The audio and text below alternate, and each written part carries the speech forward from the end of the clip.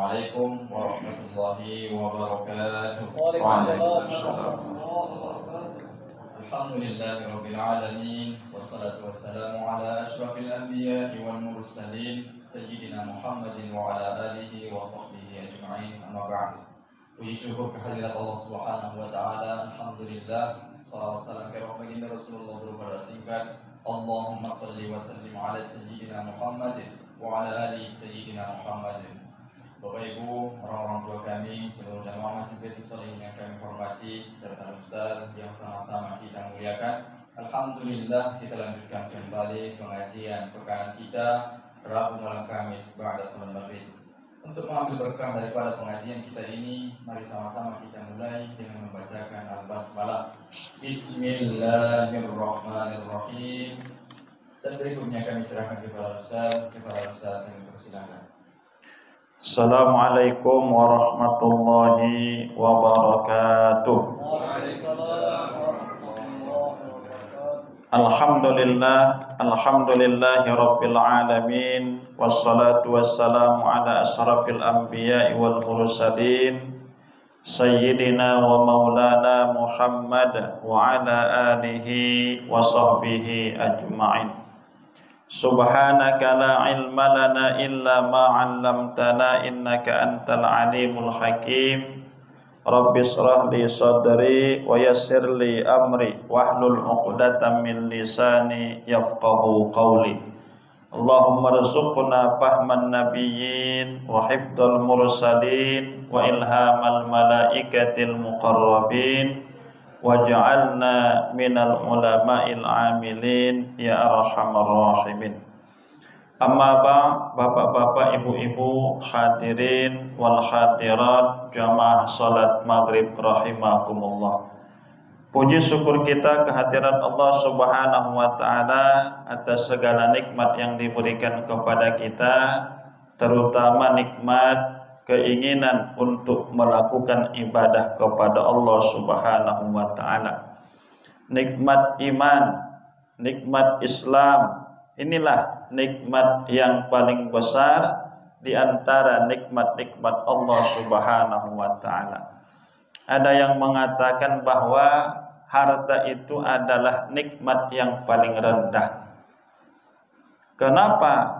Karena harta ketika kita salah menggunakannya, kita dibawanya ke dalam api neraka.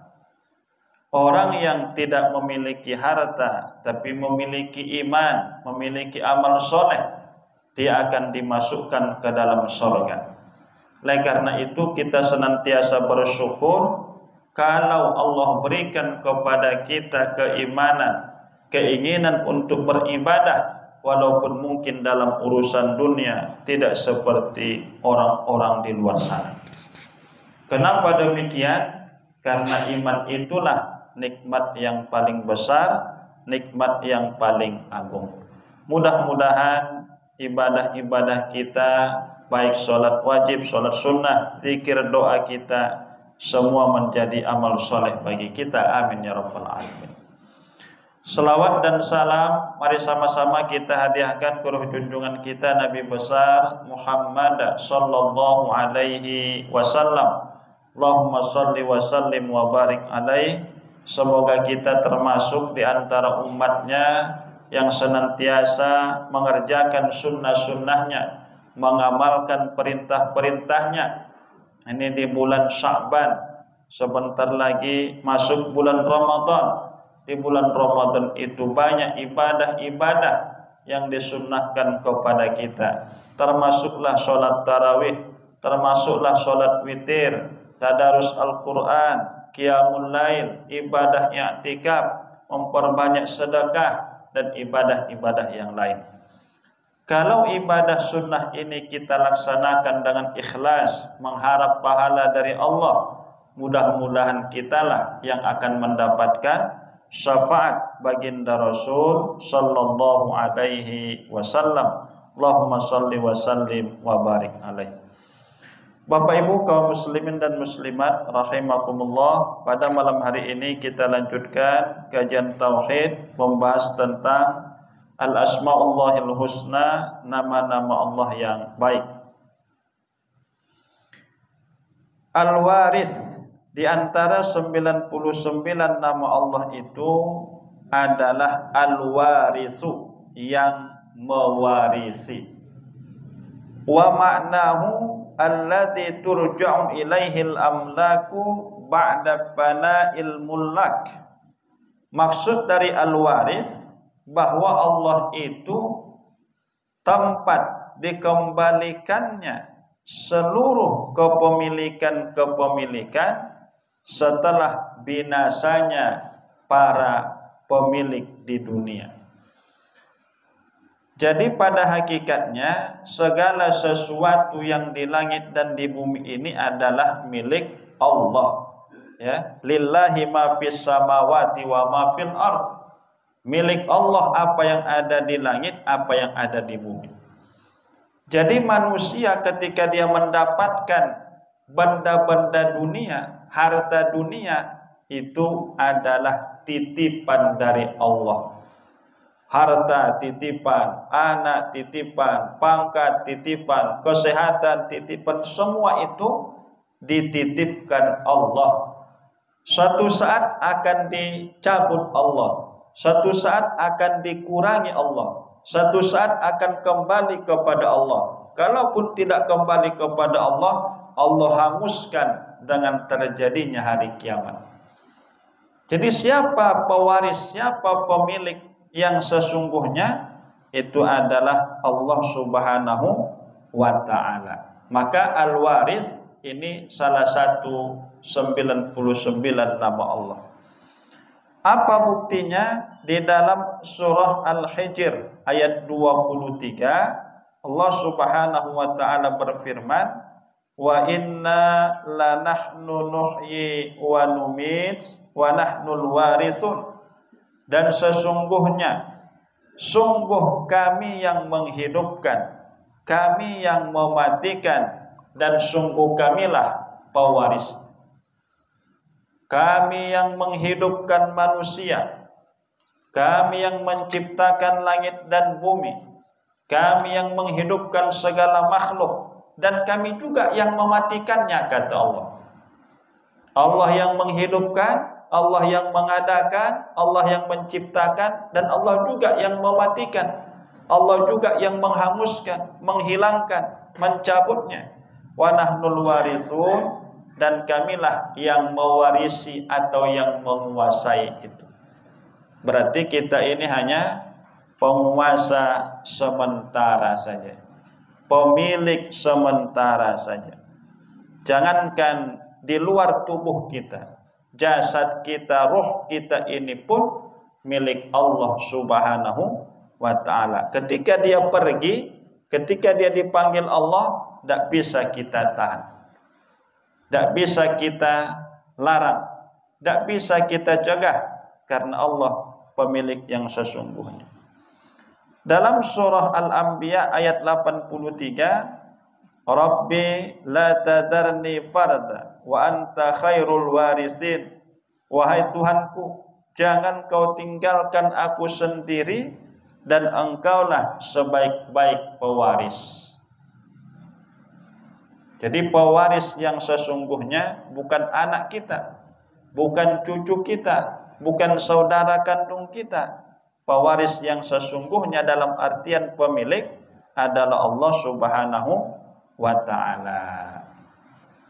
Jadi kalau ada harta kita yang haram, kita wariskan kepada anak-anak kita, berarti kita mewariskan dosa.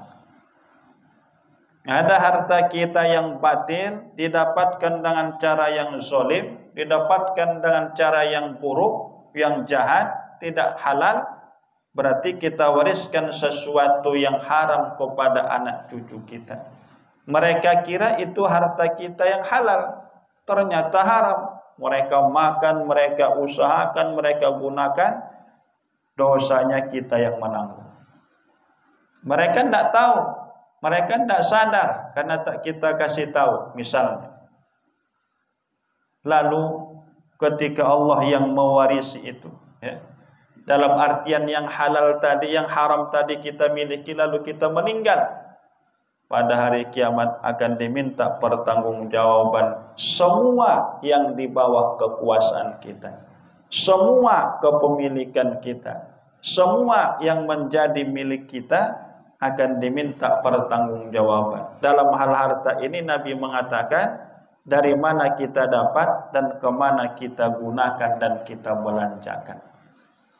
Dalam hal usia, untuk apa usia itu digunakan? Dalam kesehatan, untuk apa sehat itu dimanfaatkan?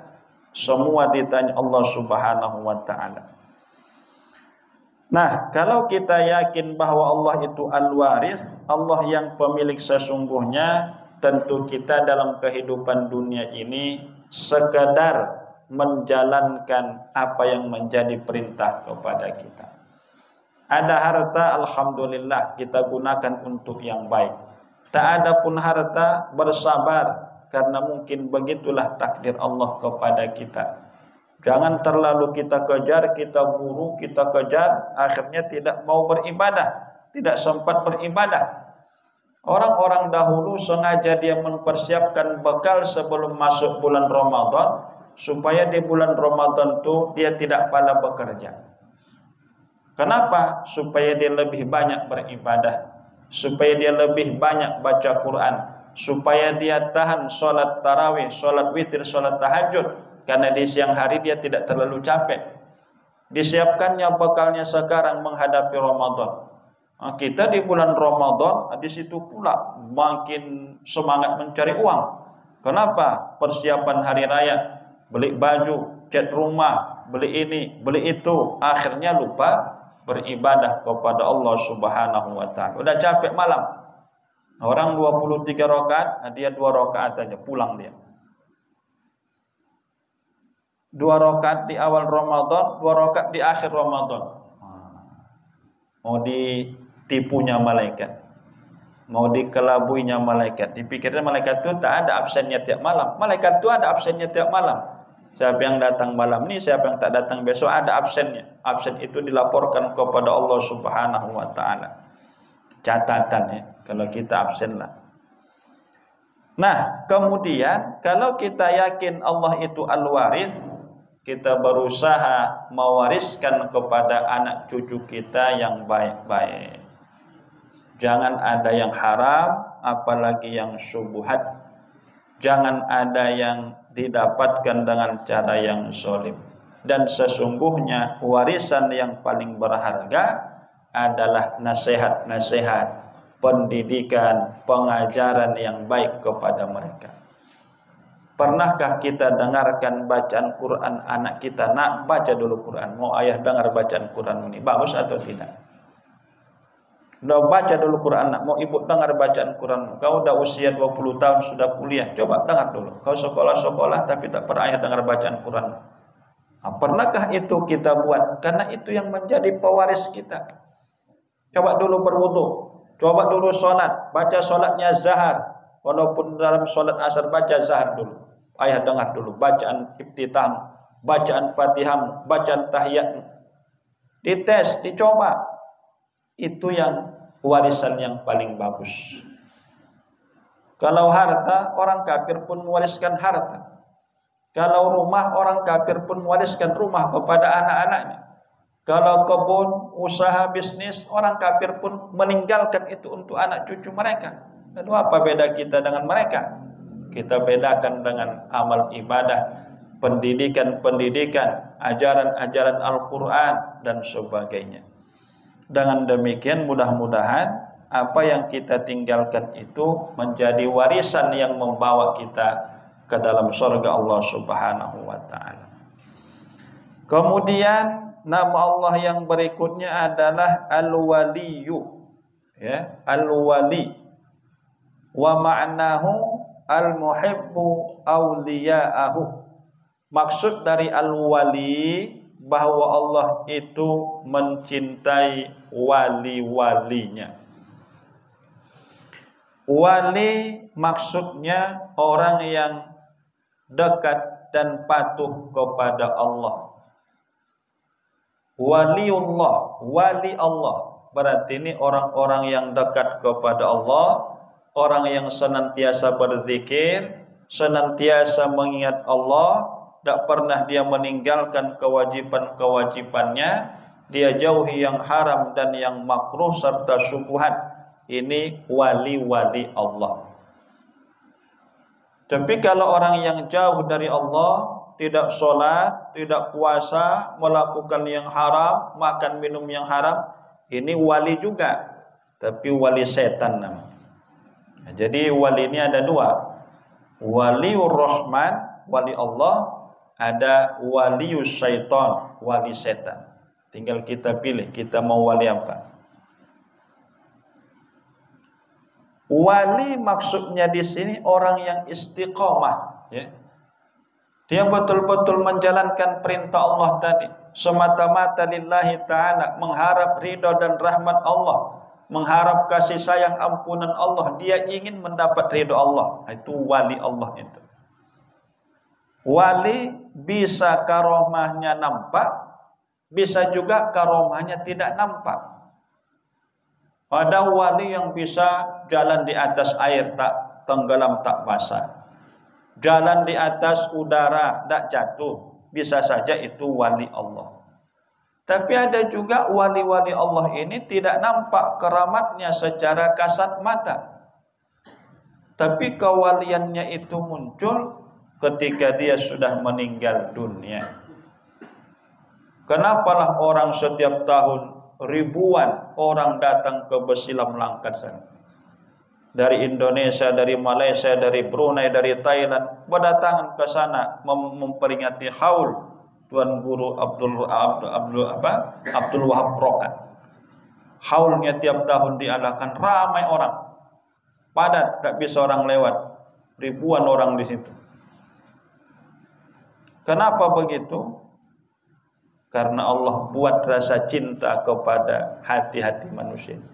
Mereka mau datang, bayar ongkos, capek, letih untuk mendapat barokah dari wali-wali Allah tadi. Setelah dia meninggal, baru orang ramai. Mungkin dulu waktu hidup orang tak begitu ramai, tidak seramai sekarang. Ada juga wali Allah ini tidak nampak keramatnya, tapi keramatnya itu dalam hal istiqomah. Belum lagi adzan subuh sudah sampai dia di masjid. Belum lagi adzan maghrib sudah ada di masjid. Belum lagi adzan zuhur sudah sholat dia di masjid. Sholat tahiyatul masjid. Itu juga wali Allah. Jadi wali Allah ini bukan yang aneh-aneh ya. Wali Allah ini orang yang istiqomah di dalam beribadah. Dia adalah wali Allah. Walaupun dia tidak bisa terbang di udara, walaupun dia tidak bisa berjalan di air, walaupun dia tidak bisa menyembuhkan orang yang sakit. Karena kadang-kadang ada orang dikasihnya air, dikasihnya ke yang sakit tadi sembuh. Oh, ini wali Allah nih. Kalau dia tidak sholat, tidak puasa, itu wali setan, bukan wali Allah. Walaupun dia bisa menyembuhkan orang yang sakit. Mungkin ada bantuan jin, ya. Ada jin yang membantu sehingga dia bisa membuat yang aneh-aneh. Banyak orang terpedaya, banyak orang tertipu. Maka kata para ulama-ulama sufi, kalau ada engkau lihat orang terbang di udara, berjalan di air, jangan kau terpengaruh. Lihat syariatnya. Lihat bagaimana pergaulannya di tengah-tengah masyarakat. Lihat di masjid, adakah dia hadir ke masjid? Kalau tidak, burung lebih lama di udara dari manusia. Ikan hidupnya di atas laut, tak mati-mati. Mereka lebih hebat dari orang itu. Nah, cuman ikan itu tak sholat, burung itu tak sholat. Maka patokannya adalah syariat. Syariat patokannya. Wan nasir wal mu'inu lahum. Dan Allah itu wali bagi orang-orang yang beriman. Maksudnya Allah itu penolong, an-nasir, penolong, wal mu'in, dan yang membantu. Yang menolong dan membantu kita hanyalah Allah. Wa huwa khairun nasirin, dan Allah itulah sebaik-baik penolong. Tidak ada yang bisa menolong Palestina kecuali Allah. Tidak ada yang bisa menolong umat Islam untuk menegakkan yang hak kecuali Allah. Kita berharap kepada si Fulan karena dia tokoh, rupanya membelot juga dia. Kita berharap ke si Fulan karena dia dianggap pakar politik Islam, rupanya tergoda juga. Jadi tidak ada. Sebaik-baik an-nasir wal mu'in, sebaik-baik penolong hanya Allah Subhanahu wa ta'ala. Kalau kepada Allah kita minta tolong, tidak akan ada yang bisa mengalahkan Allah. Kenapa belum turun pertolongan? Kenapa belum turun bantuan? Itu tidak tugas kita. Tidak tugas kita mengatur Allah. Tugas kita berdoa, mempersiapkan pertolongan itu supaya muncul, menempuh jalan-jalan pertolongan itu supaya diberikan. Kapan datangnya itu hak mutlak Allah. Dia ada dalam Quran, la yus'alu amma yaf'al wa hum yus'alun. Tidak boleh kita tanya-tanya, ya Allah, kapan nih pertolongan datang nih? Kapan Palestina ini merdeka? Kapan umat Islam ini bisa menang, bisa kebatilan hancurkan? Itu tidak boleh. Karena kalau Allah mau, tak ada satupun kita yang meminta Allah turunkan bantuan itu. Nabi pernah perang kalah Nabi perang. Padahal Nabi yang perang tadi. Apalagi kita yang tidak Nabi. Walaupun di perang Badar, ya, turun malaikat membantu pasukan Nabi Shallallahu Alaihi Wasallam. Nah, dalam keyakinan kita, yang bisa menolong kita, menyembuhkan penyakit kita, menghilangkan kesusahan kita, menyelesaikan masalah kita, memberikan pertolongan, berbangsa, bernegara, berpolitik, ekonomi, itu hanya Allah Subhanahu wa ta'ala. Tidak ada yang lain. Pakar ini berbicara, itu hanya konsep dan teori saja. Siapa yang membuat pertolongan, membuat ketenangan, membuat supaya sejahtera? Allah Subhanahu wa ta'ala. Jadi caranya bagaimana? Kalau susah, kalau banyak masalah, kalau banyak petaka, ramai-ramai istighfar, ramai-ramai taubat, ramai-ramai kembali ke jalan yang benar. Kalau ada musibah, ada malapetaka, taubat. Kalau teori, oh ini begini, tidak selesai. Karena Allah tidak butuh teori, Allah butuh penghambaan, Allah butuh ibadah. Dibilang butuh pun tidak butuh sebenarnya. Yang Allah suruh kepada kita beribadah. Teori-teori, Allah di luar teori. Kadang lebih canggih teorinya, begini, tapi banyak korupsi, banyak penyalahgunaan jabatan, banyak penyalahgunaan anggaran, banyak penimbunan, akhirnya miskin juga. Akhirnya susah juga, akhirnya ribut juga, tidak ada keamanan. Maka oleh karena itu, yang bisa menyelamatkan kita hanyalah Allah.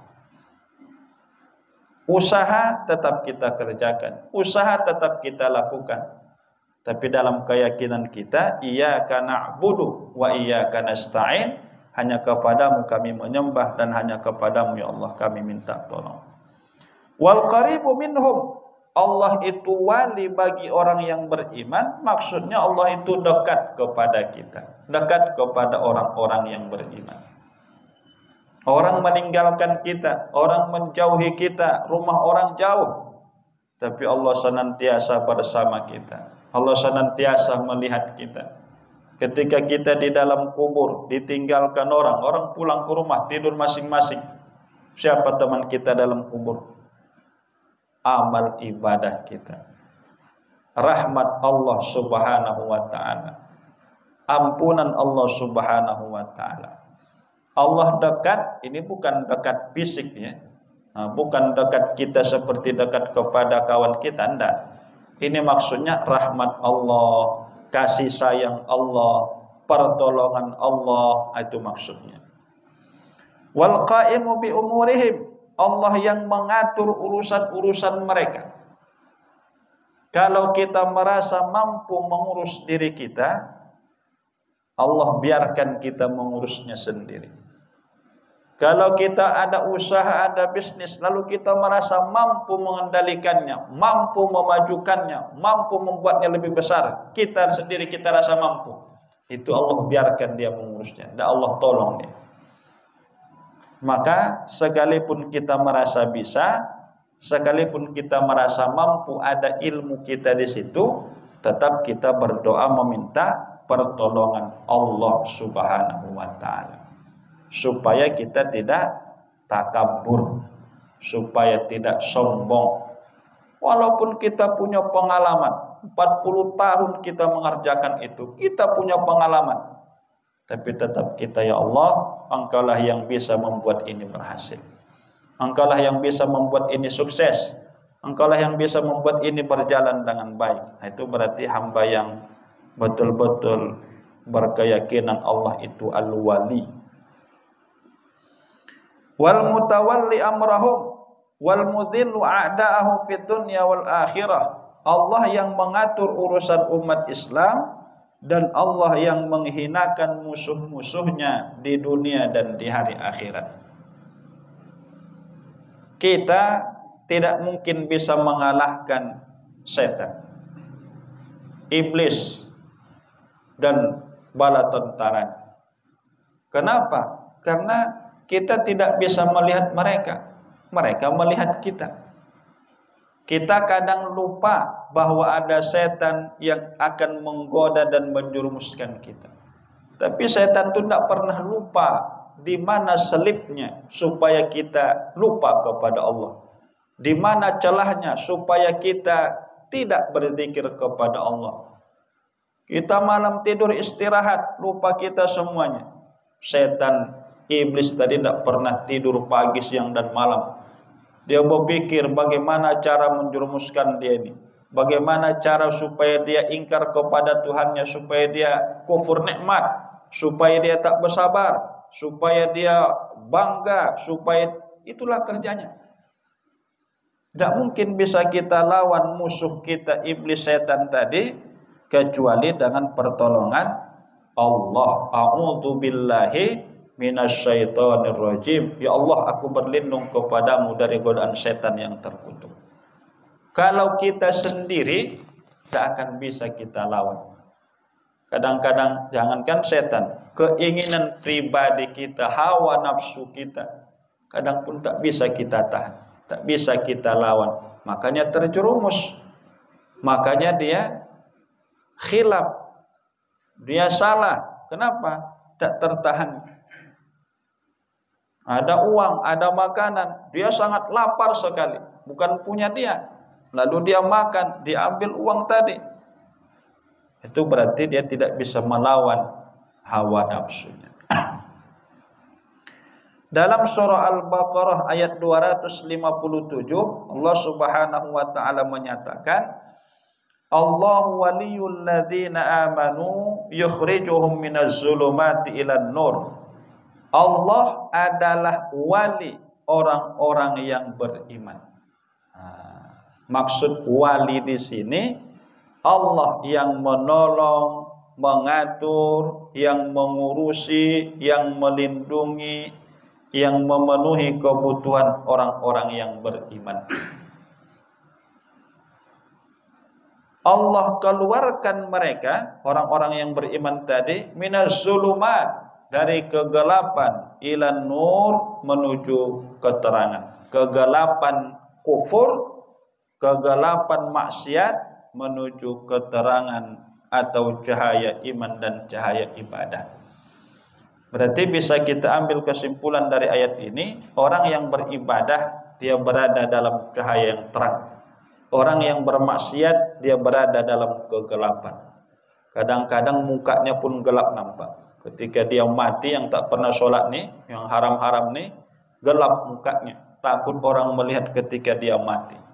Tapi orang yang ahli ibadah, yang tak pernah batal wuduknya, yang sering ke masjid, yang menjaga ucapannya, perkataannya, baik akhlaknya, bercahaya wajahnya, walaupun dia tidak berkulit putih. Tenang nampak wajahnya, nyaman nampak wajahnya. Kenapa? karena cahaya iman tadi. Yukhrijuhum minaz zulumati ilan nur. Allah keluarkan manusia ini dari kezaliman, dari kejahiliahan menuju alam, menuju cahaya yang penuh dengan iman. Kemudian dalam surah Asy-Syura ayat 9, amittakhadhu min dunihi awliya fallahu huwal wali wa huwa yuhyil mauta wa huwa ala kulli syai'in qadir. Apakah mereka akan menjadikan selain Tuhan sebagai walinya? Ini orang-orang kafir menjadikan selain Allah sebagai wali, penolong, pembantu mereka. Mereka menyembah berhala, menyembah patung, menyembah api, atau menyembah benda-benda keramat. Mereka anggap itu bisa menolong mereka. Mereka anggap itu bisa membuat mereka berhasil, bisa membuat mereka sehat, bisa membuat mereka kaya, bisa membuat mereka naik karirnya. Maka segala sesuatu yang kita anggap bisa memberikan bekas kepada kita, misalnya dipakainya cincin, ini kalau cincin ini kupakai maka mudah rezekiku, kalau kutanggalkan aku pun tak dapat rezeki. Ini syirik namanya. Atau dibacanya mantra-mantra, bukan ayat Quran, bukan zikir-zikir. Ini kalau kubaca ini akan bakal datang orang banyak membeli kemari. Tapi kalau tak kubaca ini sunyi orang. Ini berarti dia sudah syirik. Atau dia pakai gelang, dia pakai apa yang anak-anak itu di pusatnya diikat di pinggangnya. Kenapa? Musir jin. Jadi yang mengusir jin itu mantra-mantra. Itu tidak boleh.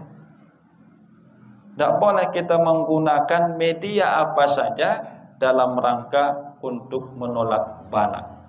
Kenapa? Yang menolak penyakit bala malapetaka yang bisa melindungi kita hanya Allah Subhanahu wa ta'ala.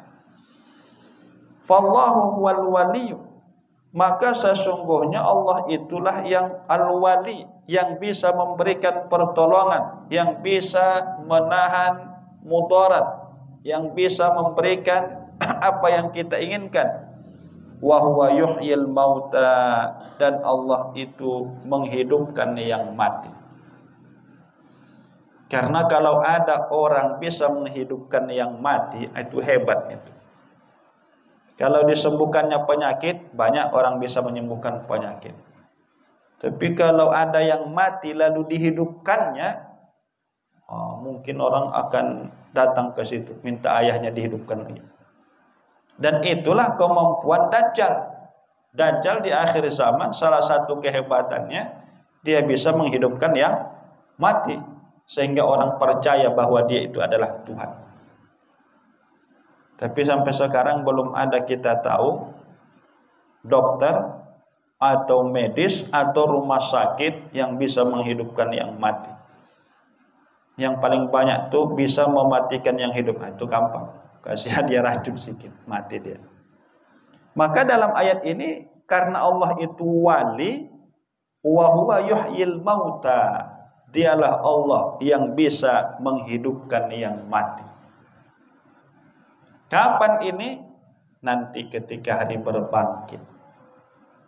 Sekarang bisakah Allah menghidupkan orang mati? Bisa. Apa pula tak bisa?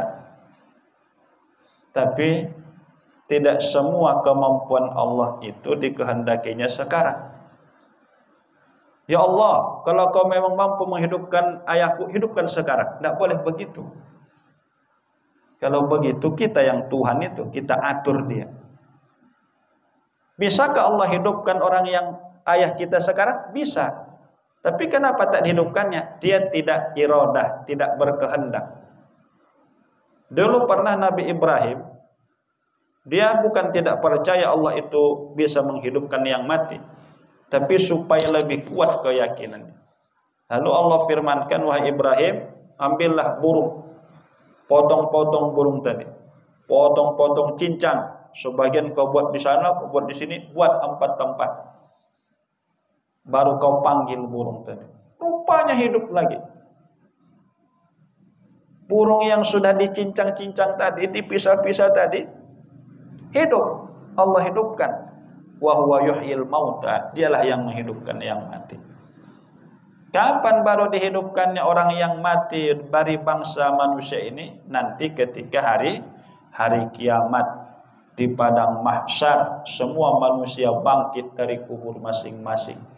Ibarat biji durian kita tanam, keluar dia dari tanah.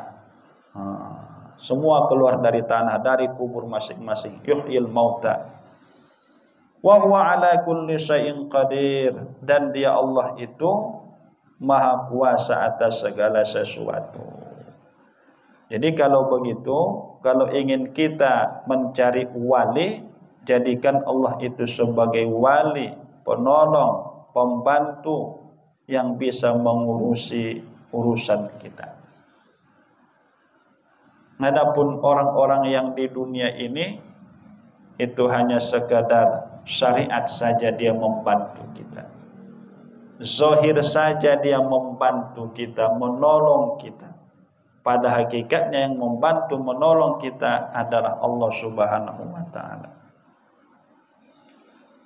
Dalam surah Al-Jathiyah ayat 19, wa inna zalimina ba'duhum awliya'u ba'd wallahu waliyul muttaqin. Dan sesungguhnya orang-orang yang zalim itu terhadap zalim yang lain awliya'u ba'd, mereka saling tolong menolong. Jadi orang jahat itu bisa mereka kerjasama dalam kejahatan.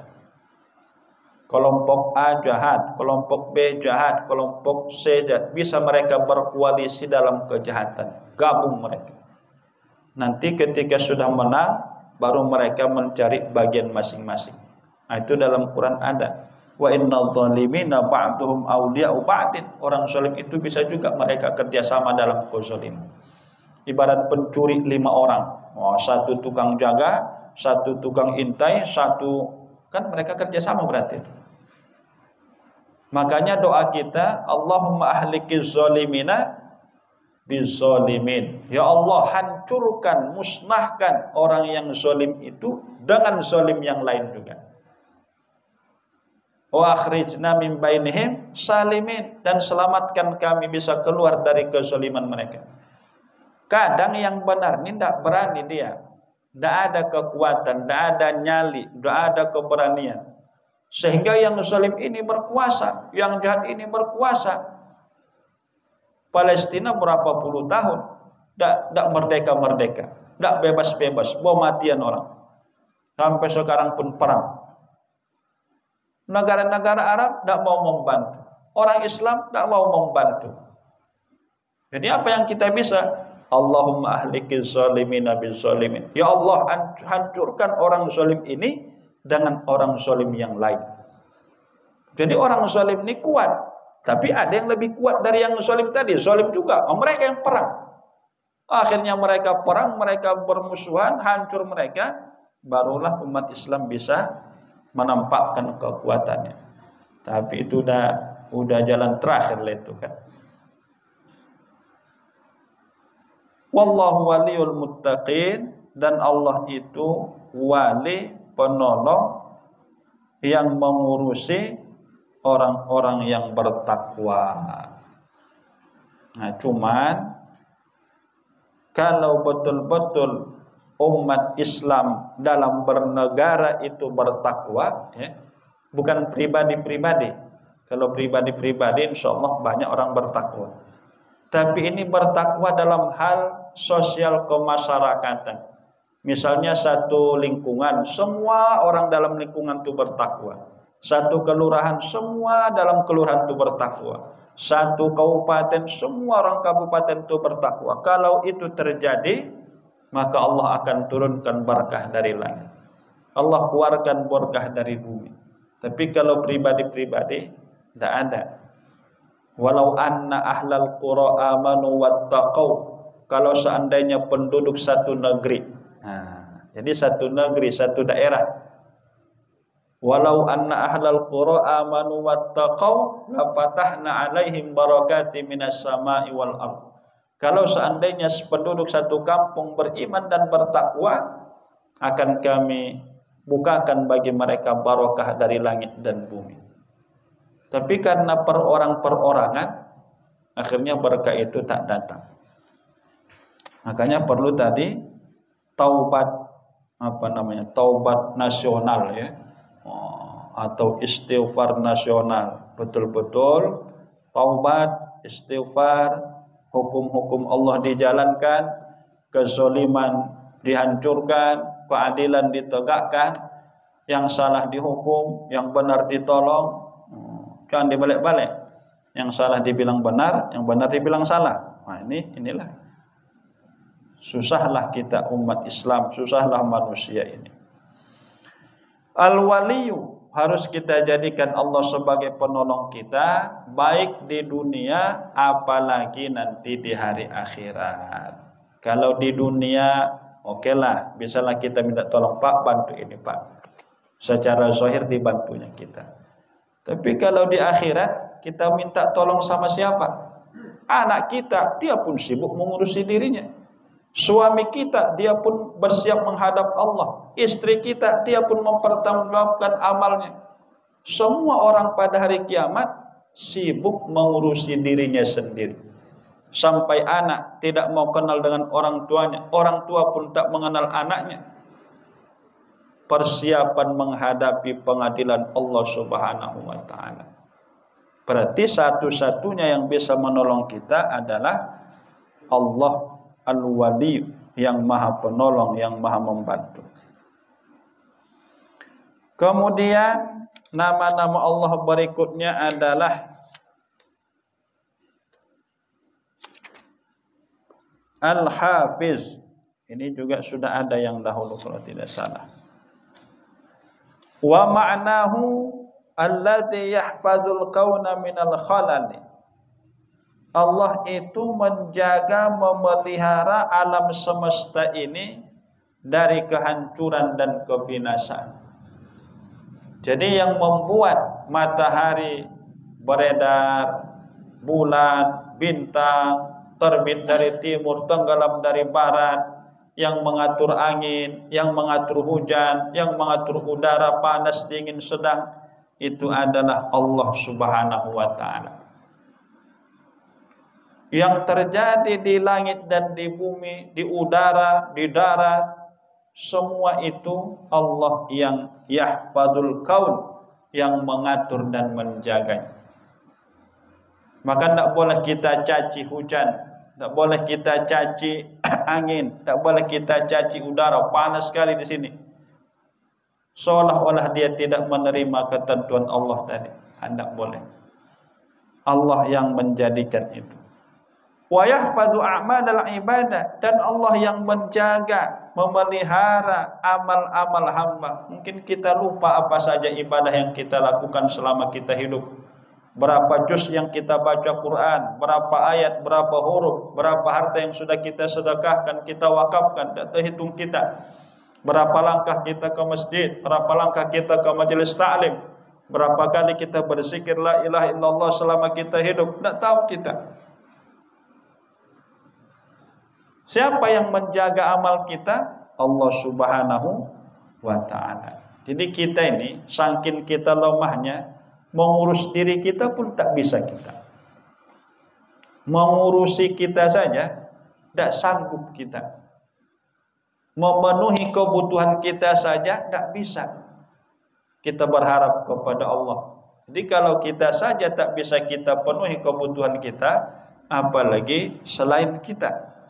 Yang bisa menjaga, memelihara, memenuhi hajat kita adalah Allah Subhanahu wa ta'ala. Liyajziyahum 'alaiha. Apa gunanya Allah jaga, Allah catat amal-amal kita dengan menyuruh malaikat yang mencatatnya? Liyajziyahum 'alaiha, supaya nanti Allah membalas. Mungkin kita lupa, dulu kita pernah berbuat baik. Pada hari kiamat, wahai fulan, ini balasan amalmu. Ini apa nih Allah? Dulu pernah kau melakukan ini, melakukan ini. Lupa kita. Wahai fulan, ini balasan yang kau lakukan. Ini kapan ini? Catat malaikat, waktu itu begini-begini. Lupa kita kelakuan-kelakuan kita.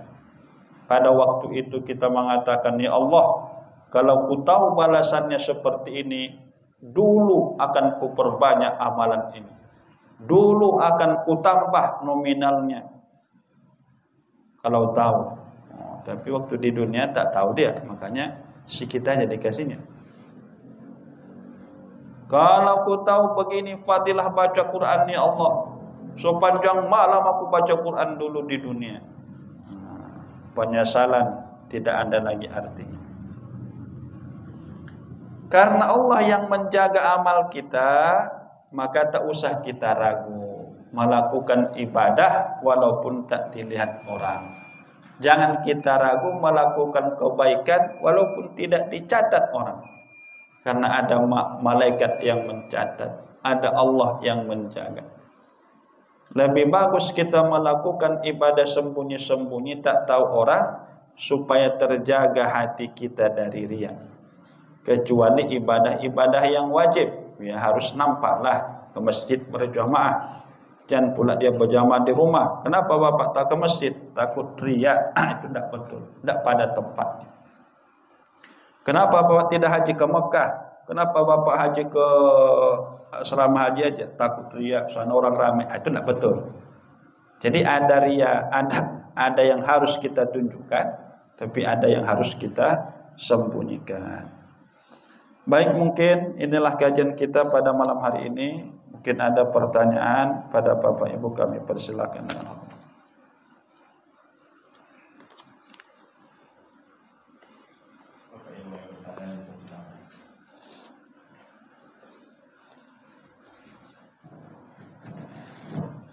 Tahu? Ya. Waalaikumsalam.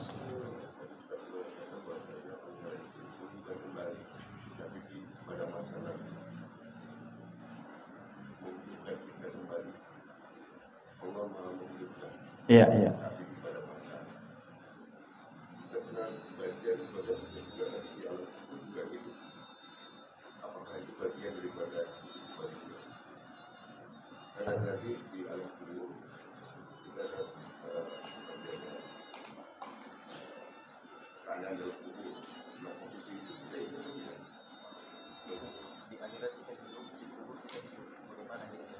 Oh, kalau dikubur kita berada di alam barzakh, ya.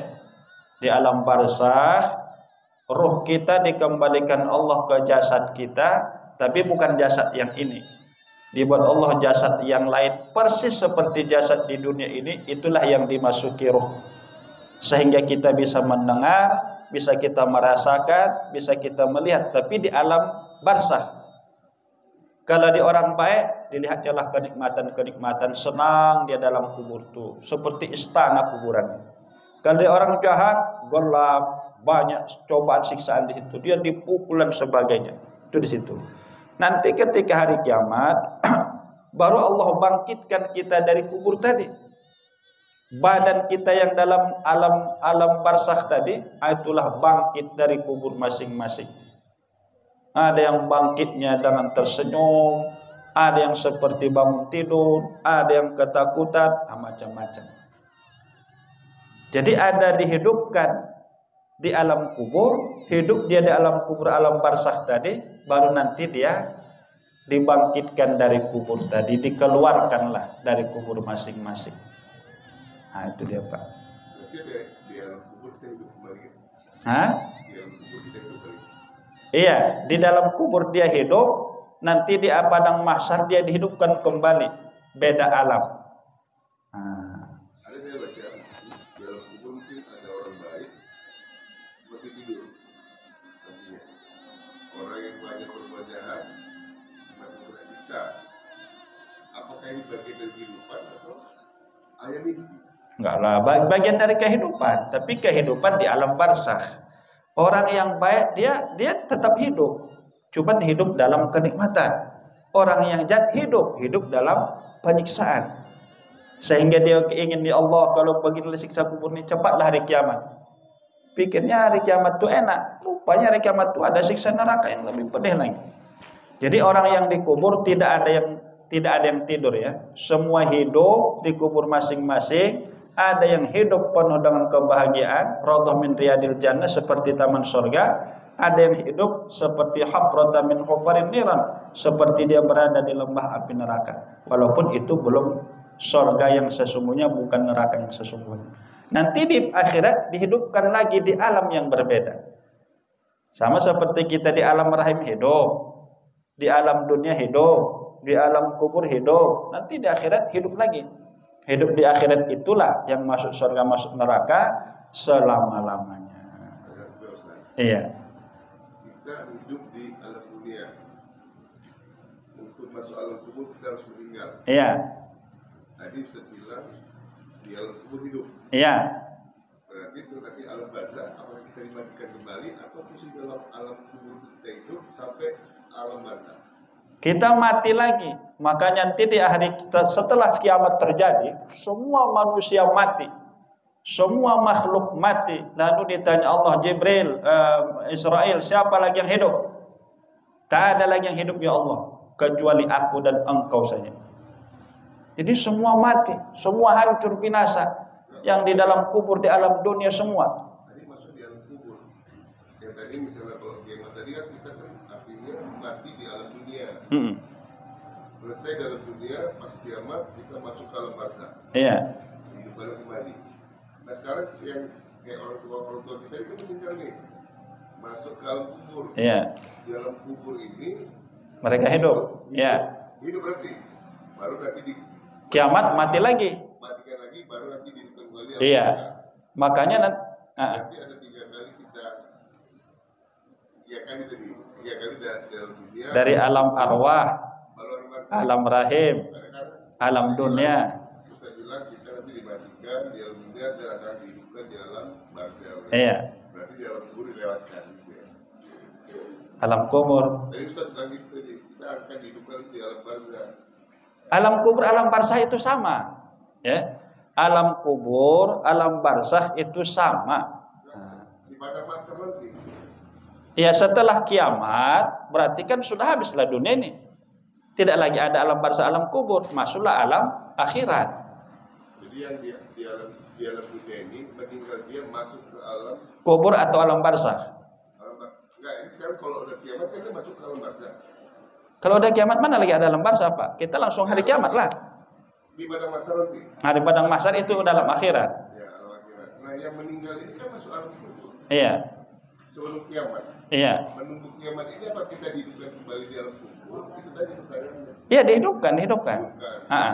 Berarti ada yang tidak mengalami alam kubur 2 kali hidup. Iya, kalau dia misalnya hidup sampai hari kiamat, berarti tidak menghadapi alam itu dia memang. Kalau dia di alam kubur kan ada 3 kali dia. Iya. Mana tahu usianya panjang pula, jumpa dia Dajjal, jumpa Imam Mahdi kan? Dan dia menyaksikan terjadinya hari kiamat, berarti dia langsung hari kiamat. Kenapa? Karena dari dunia kiamat langsung ke hari akhirat. Tapi bagi orang yang meninggal sebelum kiamat, dia berada di alam barzah atau alam kubur. Berarti siksa kubur itu nyata. Hah? Siksa kubur itu nyata. Siksa kubur tidak ada, tapi siksa Dajjal ada. Karena Dajjal itu menyiksakan. Siksa kubur kan? Ya udah kiamat, mana lagi siksa kubur? Udah langsung kiamat. Diproseslah amal ibadah. Begitu Ustaz. Orang tua kita kan meninggal ini masuk ke alam kubur kan? Ya. Ada nggak siksa kubur? Ada lah. Oh itu ada lah. Maksudnya tadi orang yang hidup tadi, dia hidup terjadi hari kiamat, berarti langsung diproses di hari kiamat. Ada lagi Bu? Pas? Hah? Baik, mari sama-sama kita tutup dengan doa. Bismillahirrahmanirrahim. Alhamdulillahirabbil alamin. wassalatu wassalamu ala asyrafil anbiya'i wal mursalin wa ala alihi wa sahbihi ajma'in. Allahumma ja'alil jam'ana hadha jam'an marhuma wa tafarruqana min ba'di hadha tafarruqan mubaraka. Allahumma anfa'na bima 'allamtana wa 'allimna ma yanfa'una wa zidna 'ilma. Rabbana atina fid dunya hasanah wa fil akhirati hasanah wa qina adzaban nar. Sallallahu ala sayyidina Muhammadin nabiyil ummi wa ala alihi wa sahbihi wa barik wa sallim. Walhamdulillahi rabbil alamin. Demikian, assalamualaikum warahmatullahi wabarakatuh. Bapak Ibu, terima kasih dari ini yang dari persoalan dan dipuji dan sudah ini menggunakan saudara. Alhamdulillahirabbil alamin. Assalamualaikum warahmatullahi wabarakatuh.